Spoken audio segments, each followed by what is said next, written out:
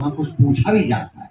जिसने हमें भेजा है वो हमसे कुछ सवाल नहीं करता है, वो पूछता भी है कि मैंने तुम्हें जीवन दिया था, तुम अपने जीवन में क्या नेक कार्य किए या क्या आपने आपसे कुछ ऐसे कर्म हो गए जो जिसके लिए आपके मन में प्रायश्चित है या नहीं। मैं आपको दो महामंत्र हैं जीवन के, उन महामंत्रों की याद दिलाना चाहता हूं और उन दोनों महामंत्रों में विश्व कल्याण की भावना है। हम अपना कल्याण नहीं, हम जमाने का कल्याण करें, हम विश्व का कल्याण करें, यह हमारी भावना होनी चाहिए। देखिए, एक तो हम लोग गायत्री मंत्र है, ये इतना महान मंत्र है कि इसका उच्चारण करने पर ही हमारे अंदर सदगति एक भावना जागृत होती है।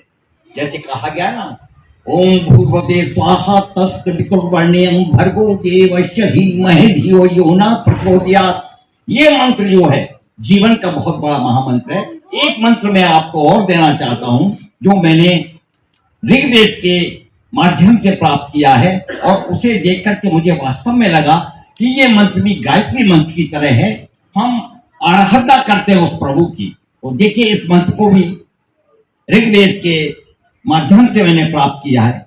इसमें कहा गया है, त्र्यंबकम यजामहे सुगंधि पुष्टिवर्धनम उर्वारुकमेव बंधन मृत्योर्मुक्षीयमामृतात्। ये बिल्कुल उसी तरह से है जिस तरह से हम गायत्री मंत्र का उच्चारण करते हैं। इसका मैं अर्थ भी बता दूं आपको। संपूर्ण जगत के पालन करता त्रिनेत्री शिव की हम स्तुति आराधना करते हैं। विश्व भर में सुगंध फैलाने वाले सर्व प्रकार से वृद्धि करता ईश्वर से हम मृत्यु की नहीं मोक्ष की प्रार्थना करते हैं। और मोक्ष कब मिलता है? मोक्ष जब मिलता है जब हम सत्कर्म करते हैं। जीवन के इस आवागमन से हमारी मुक्ति, हमको मुक्ति मिल जाती है। आत्मा जब इस शरीर से निकलती है, सभी जानते हैं कि जो हमारे बीच में व्यक्ति था वो चला गया। मन में बड़ा शोक होता है, बड़ी पीड़ाएं होती हैं, उसके एक एक क्षण की हमें याद आती है और हम उस पुरुष को, उस नारी को हम याद करते हैं जो हमारे बीच में था। मैं आज आपको इस शोक सभा में 2-3 संदेश देना चाहता हूँ। वो मैं ये समझता हूँ कि हमारा उद्देश्य भी ये है कि हम ऐसी शोक सभाओं में आए तो कुछ हम अपना संकल्प लेकर के जाएं। मैं पहला आपको अपना एक संदेश देना चाहता हूँ। जिस वक्त रावण राम से युद्ध कर रहा था, तब उसकी मृत्यु अवस्था हार चुका था और मृत्यु के क्षण आ गए थे। तब राम ने कहा कि रावण जैसा महाविद्वान, इतना बड़ा शिव भक्त, और लक्ष्मण से कहा तुम जाकर के सीखो, इससे ज्ञानार्जन लो। ये चला जाएगा, इसकी आत्मा यहाँ से चली जाएगी, तो जो हम इससे सीखना चाहते हैं, इसके मुखार बिंदु से सुनना चाहते हैं, वो नहीं सुन पाएंगे। लक्ष्मण जी गए और उन्होंने अपने अज्ञान से कहो या किसी तरह कहो, वो रावण के सिर की तरफ खड़े हो गए तो और कहा कि ये महान विद्वान, मैं इस मृत्यु के क्षणों में आपसे कुछ ज्ञान लेने आया हूँ। तो रावण ने कहा पहले ज्ञान कैसे लिया जाता है वो सीखिए। उसने कहा मेरे चरणों की तरफ आए, अब मैं आपसे बात कहूँगा। लक्ष्मण जी को उधर उन्होंने अपने चरणों की तरफ बुला लिया।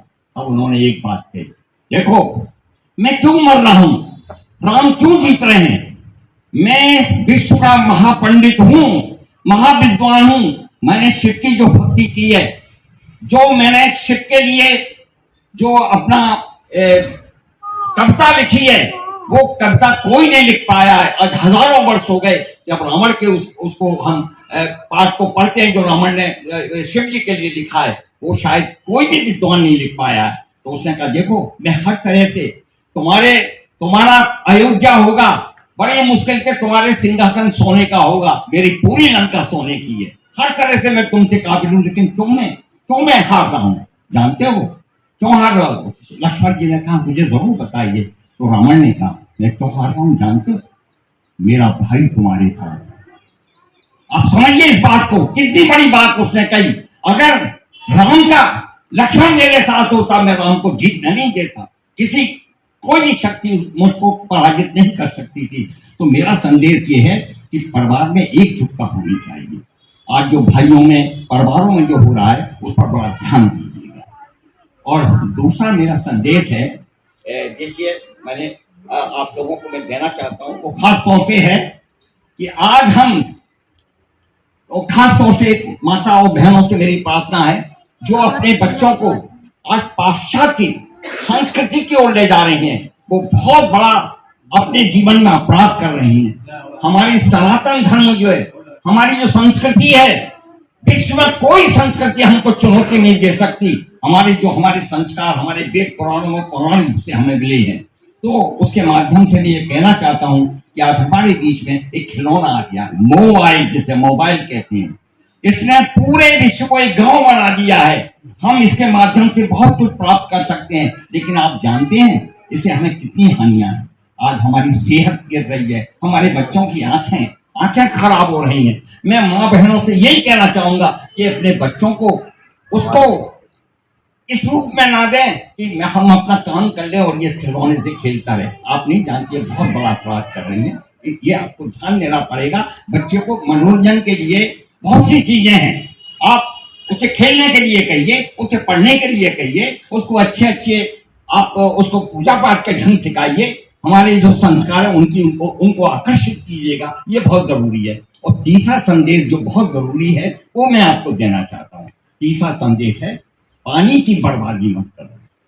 मैं आपको विश्वास दिलाता हूं कि अगर हम 2050 तक जीवित रहे तो आप पानी के पीछे युद्ध होंगे, आपस में एक दूसरे के गले काटे जाएंगे। पीने के पानी की समस्या हल नहीं हो पा रही है। समुद्र का पानी बहुत कोशिश की जा रही है, उस खारे पानी को मीठा कर लें, बड़े बड़े प्रयोग किए जा रहे हैं, हम सफल नहीं हो पा रहे हैं। और आज युद्ध जो हो रहे हैं वो युद्ध केवल पानी के लिए होंगे। तो मैं आप सबसे निवेदन करूंगा पानी की मात्रा का बहुत कम उपयोग करें। ये आज के इस शोक सभा में मैं आपको ये संदेश देना चाहता हूँ। बहुत बहुत आप लोगों ने मुझे सुना, धन्यवाद। देखिए आप